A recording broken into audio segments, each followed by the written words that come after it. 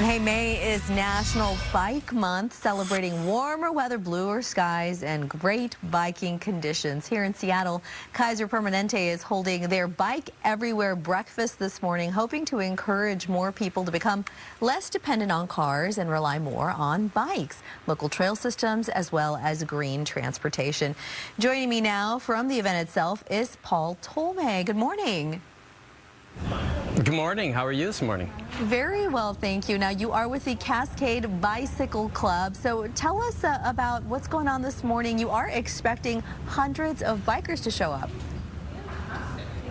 Yeah, we're here at the Sheraton downtown for our Bike Everywhere breakfast, which is Cascade Bicycle Club's big kickoff fundraiser for the year. And it's a chance for us to celebrate the policymakers who are passing bicycle laws and building the infrastructure to make it safer and easier for more folks to bicycle, as well as all our volunteers. And so it's a time to get together at the beginning of Bike Month to really celebrate the bicycle as both a recreational tool and something to get around the city, commute to work.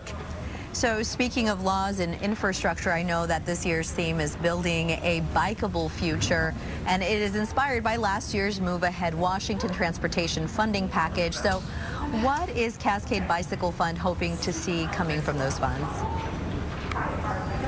Boy, we will see in future years more complete streets, which is a concept that engineers are incorporating into more streets across the country, where you make sure that you're incorporating both bike lanes and sidewalks so that it's easier for people to get around without a car. And that has both sustainability benefits as well as equity benefits. You know, every neighborhood should be walkable and bikeable, as we say. So that's one of the great new laws that was part of Move Ahead Washington, as well as a big amount of funding for bike infrastructure statewide. So it's going to be easier and safer for more folks to ride bikes, and there's really is a pent-up demand. People really want to ride bikes, but some folks just don't feel safe commuting to work on city streets. So we look forward to more infrastructure coming in future years so that everybody can feel safe riding a bike wherever they want to. Absolutely. Now, for people who may not know how to ride a bike or do feel overwhelmed, what advice do you have for them to get started?